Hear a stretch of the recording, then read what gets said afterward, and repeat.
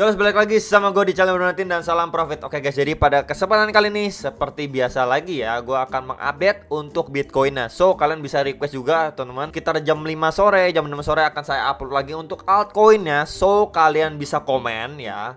Pilih salah satu altcoin ya di dalam ranking 1 sampai 10. Bitcoin gak termasuk ya, kan namanya juga altcoin. Dan stablecoin juga gak masuk, jadi bisa pilih antara Ethereum, BNB, XRP, Solana, atau Cardano, Luna, atau Avax yang akan saya bagikan analisa dan outlooknya hari ini sore nanti teman-teman. Oke, jadi kalian bisa tulis aja di kolom komentar. Oke, jadi melanjutkan video kemarin saya sudah mengupdate ya untuk si analisa Bitcoin sendiri. Masih ada potensi turun sampai terdalamnya ke kisaran berapa.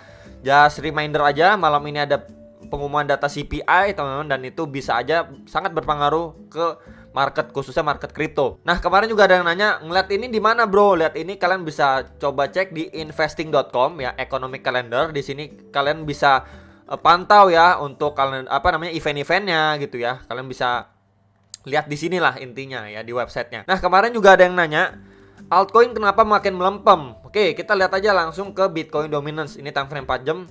Jelas banget di sini kita bisa lihat ya. Di sini adanya kenaikan atau rebound, kita bisa lihat nih untuk si Bitcoin dominance-nya. Makanya si altcoin itu makin melempem teman-teman, makin melempem.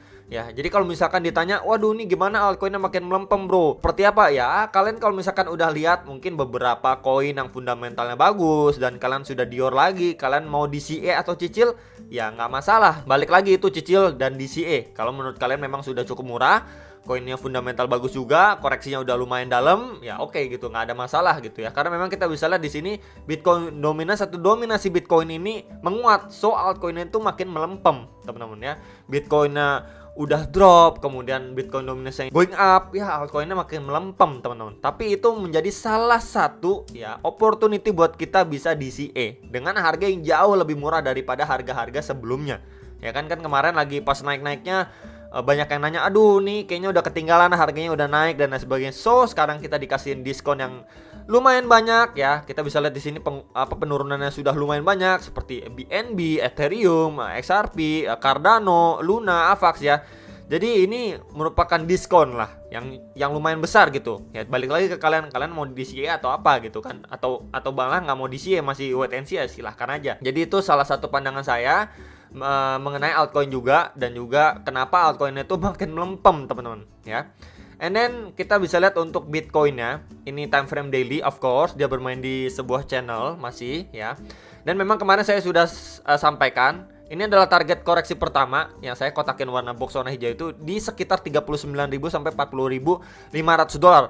So memang dia ketahan di kisaran ini teman-teman. Kita bisa lihat di sini adanya istilahnya tahanan lah di situ, dia ketahan, nggak drop lebih dalam. Tapi kalau misalkan nanti malam ataupun menjelang nanti malam masih ada buangan, area berapa nih yang bisa diperhatikan, kan biasa gitu nanyanya. Area kisaran 37.000 sampai 38.000 dolar, yaitu udah sekitar trendline bawah bagian channel ini teman-teman, nih di bawah sini ya, di sekitaran 37 ribuan sampai 38.000 dolar. Itu adalah next potentially support yang akan divisit. Jadi itu adalah confluence of support juga yang mungkin aja benar-benar bisa menahan laju penurunan si Bitcoin. Tapi kalau memang di situ kembali tidak ada demand, so apa yang akan kita lihat?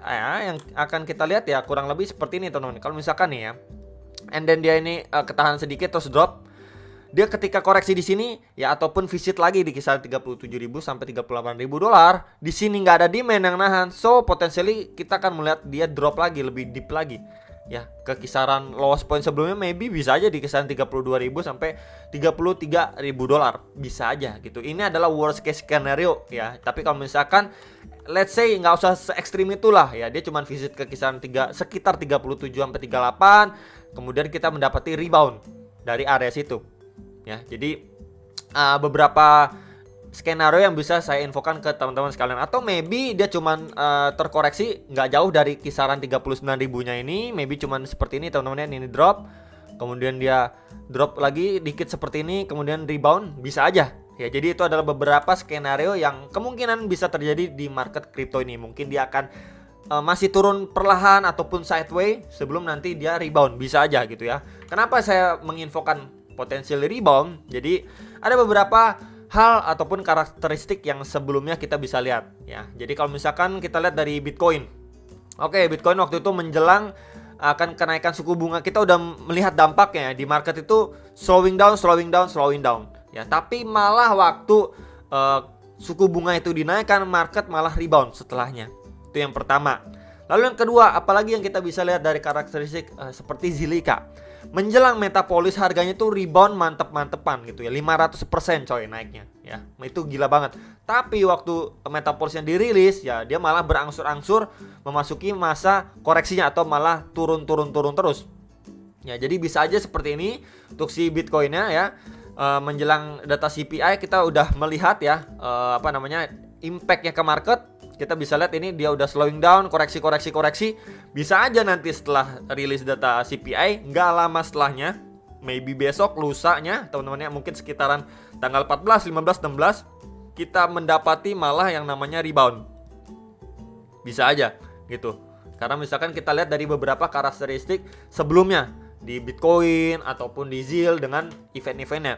Jadi ini bisa aja terjadi. Tapi bukan sifatnya pasti atau fix 100%, teman-teman. Ya balik lagi, ini adalah sebuah analisa aja, bukan membuat kalian FOMO atau bagaimana. Tentu aja tetap aja ada yang namanya salah analisa ataupun malah dia drop lebih signifikan, bisa aja. Cuman ini adalah salah satu perspektif lain yang ingin saya bagikan ke teman-teman sekalian agar bisa menjadi salah satu bahan pertimbangan.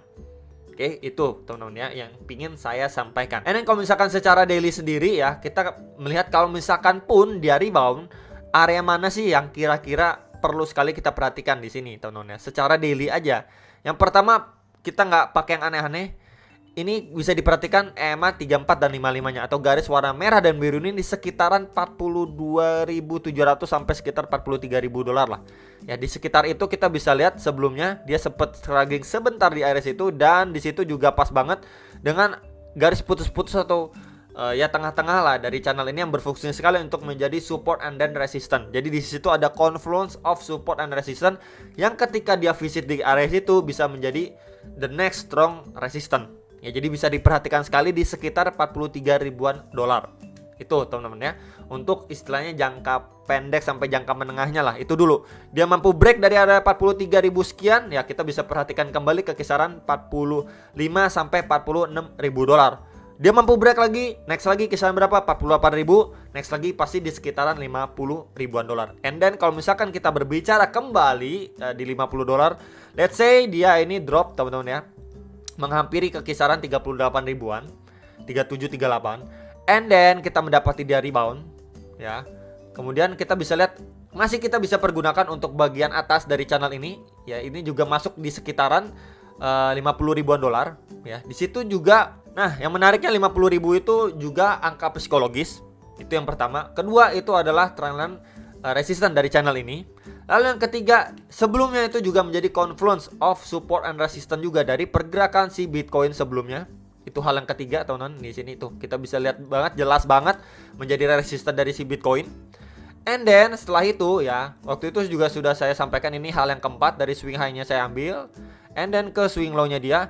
So memang di sekitar 50.000, 51.000 ya. Di situ ada Fibo 50% ya, atau retracement 0,5-nya. Ya, jadi itu adalah golden ratio juga yang perlu sekali kita waspadai. Jadi di situ ada confluence of resistance dengan beberapa faktor. Tadi ada 4 faktor yang perlu kita perhatikan. Jadi let's say kalau memang benar kita mendapat rebound at least ke kisaran 49.000, 50.000 dolar, itu udah benar-benar harus berhati-hati atau mungkin udah bisa exit atau mengurangi banyak posisi lah, kurang lebih seperti itu ya. Kalau memang kita mendapati rebound yang cukup signifikan sebelum masuk di bulan depan ya. Jadi ini sedikit informasi dari saya pribadi ya untuk skenario berbedanya dari si Bitcoin. Oke. Next, ini adalah time frame daily ya. Sekali lagi ini outlook yang berbeda. Memang sempat saya bagikan juga kalau misalkan trendline support yang diambil dari body to body candle sekarang ini dia precisely sentuh atau visit di bagian trendline support ya. And then kita mendapati sedikit rebound, ini baru sedikit rebound ya. Jadi bukan berarti ini bakalan langsung lanjut rebound kenceng ya, bisa aja dia masih tertekan ya.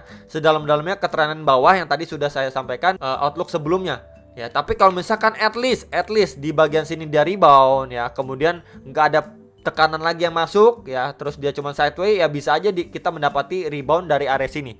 Ya dengan syarat di kisaran 43.000 sampai 44.000 dolar itu harus mampu di break dulu. Ya, tapi kalau misalkan dia cuma rebound ke kisaran 42.000 sekian, ya masih potensi untuk drop lagi. Jadi dia cuma naik untuk create yang namanya lower high untuk balik drop lagi lebih dalam. Nah, jadi itu dulu yang bisa diperhatikan teman-teman. Jadi memang ini precisely dia visit di garis warna biru ini. Kemudian dia ada sedikit pemantulan. Next ini adalah time frame hourly khususnya 1 jam. Ya kemarin sudah saya sampaikan dia bermain di channelnya. And then kita mendapati dia drop cukup signifikan teman-teman. Nah di sini kita bisa lihat adanya pemantulan memang dari kisaran 39.200 dolar ini. Kita bisa lihat di sini ada pemantulan. So memang untuk target terdekat kita gunakan aja EMA 34 dan 55 ini, garis warna merah dan biru ini itu di sekitaran 40.700 sampai sekitar 41.300 dolar lah, sekitar area itu. Pas banget dengan sebelumnya trendline support dari si channel ini yang mampu menahan beberapa kali penurunannya si Bitcoin. So ketika dia udah di drop, di flip menjadi resisten. Nah bisa diperhatikan dulu teman-teman di kisaran area ini yang saya kotakin nih. Nah ini teman-teman ya, itu di sekitaran 40.700 sampai sekitar 41.500 lah. Let's say kisaran itu, range itu untuk jangka pendeknya. Jadi bisa aja kalau misalkan dia rebound sesaat ya di sini mendapati rejection untuk drop lagi lebih dalam. Bisa aja untuk ngejar ke kisaran 37 sampai 38.000 dolar. Jadi memang benar-benar harus diperhatikan untuk area ini, crucial area ya, untuk resisten terdekat dari pergerakan si Bitcoin khususnya time frame 1 jam. Nah, kemudian kalau misalkan kita lihat kembali dari segi RSI time frame 4 jam lah ya. Kita coba lihat ke 4 jamnya. Yap, di sini sudah masuk benar-benar extremely oversold teman-teman ya di sini. Tuh sampai nyentuh ke kisaran 21. Ya, jadi memang kemungkinan besar sooner or later bisa aja kita benar-benar mendapati yang namanya rebound. Ya bisa. Kalau misalkan kita lihat secara time frame 4 jam dari RSI-nya. Kemudian di sini juga ada yang namanya kemarin sudah saya sampaikan, hidden bullish divergence. Kemudian dari secara daily-nya juga teman-teman di sini kita bisa bandingkan untuk bagian lowest point-nya ya, ataupun bagian bawah atau bottom dari price action. Kemudian ini saya geser dulu ya. Kita bandingkan juga dengan RSI-nya nih. Dari segi RSI-nya. Nah, ini ya. Jadi di sini adanya divergence teman-teman. Sekali lagi saya infokan di sini adanya divergence dari price action-nya bagian bawah dengan RSI-nya nih. Tuh, adanya divergence. Jadi memang ini potensially bisa aja untuk soon or later kita melihat si Bitcoin itu terrebound dulu. Nah, reboundnya seberapa kenceng kita bisa lihat, ataupun lihat beberapa resisten yang tadi sudah saya sampaikan seperti 43 sampai 44, 45, 46, 48, and then ke kisaran 50 ribuan dolar. Jadi bisa diperhatikan beberapa area resisten itu ya, ketika kalian sudah akumulasi atau cicil-cicil beli bisa kembali melakukan cicil jual kalau memang benar Bitcoinnya rebound ke kisaran target beberapa resisten. Jadi itu aja yang bisa saya sampaikan. Tetap berhati-hati untuk menjelang data CPI nanti malam ya. Dan kalian bisa analisa kembali sebelum make decision. Dan sampai jumpa untuk next video. Salam profit.